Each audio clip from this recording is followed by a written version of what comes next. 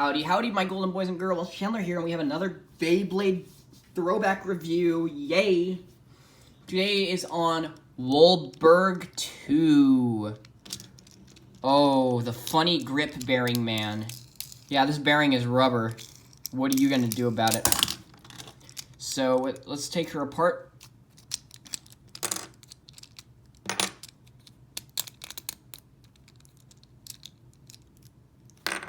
I'm not afraid to take apart the whole spin gear and the shaft. That is all of your parts of Wolborg 2. So let's start over with don't expect me to know all the parts, please. I don't. Feel free to correct me in the comment section if I do name a part and I name it wrong. That's your Wolborg 2 bit chip. It is in silver, which is fitting for this bay. Nothing too special. You can kind of see the wolf. Can we focus? Yeah, there we go. Very nice print job. You can see the ice circle around it. Very cool. Then we have, I think, Triple Wolf is what this guy is called. Focus. So you got, it spins to the right, so it's going to be very, very aggressive of an attack ring. If it was left, it'd still be kind of aggressive because it has these little points that would grapple and kind of embed into the attack contact, but still, it's Wolborg, so it's fine if it's whatever rotation, it's cool. Then you have your weight disc, which I know is 8, I don't know if it came with 10, I think it came with 8 balance. So it's very balanced. The weight is centralized and put a bit on the outside, so it's very balanced around the bay. I'm not sure if this is good for stamina. I would imagine the wide series of discs are good for stamina or heavy, but whatever. It's a cool disc. All right. Then we have the bearing shaft base. This thing can be used with any other kind of customizable blade base. Say if you want to use Dronzer's free spinning metal shaft from the switch base, you can actually use that on this. Funny enough. So yeah, it's the bearing blade base. Now we got to assemble the grip bearing. So what you have here, let's show you how you do this. And yes, I don't know if this is the right cog, but I do believe this is a 12 or a 16 cog. I don't know.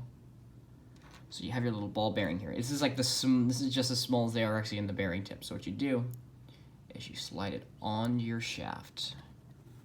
That sounds so wrong.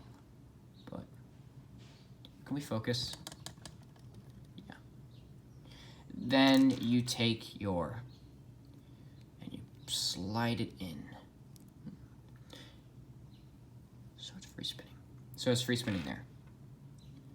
Then you put that in and then it's free spinning. Next you will take your actual cog or gear or whatever they call that part, and you will put your spin gear on top of it. A little more complicated than the average Beyblade. Right, yeah, just kind of push that in. And that is your grip bearing base, your grip bearing gear. Next, you will assemble the full Wolborg. These videos are very short. They're just basically covering the Beyblade, not really so much a review. I hear grip bearing is actually really good for, like, defense.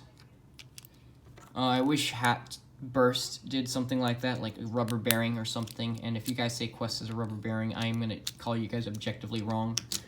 But yeah, overall, you can definitely see this thing getting kind of thrown around by a base like Dronzer, where it has these types of contact points. But plastic was known for having very aggressive contact points, which is why my Drasil S broke, so I'm not able to do Drasil S's review.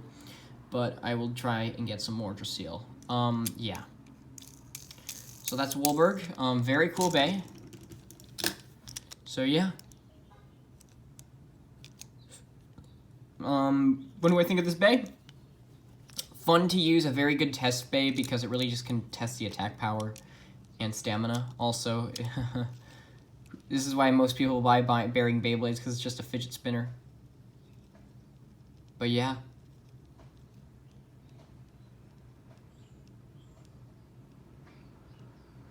Very cool. So yeah, that's Wolborg. Anyway, have an awesome day. Stay safe, stay cool, and Beyblade.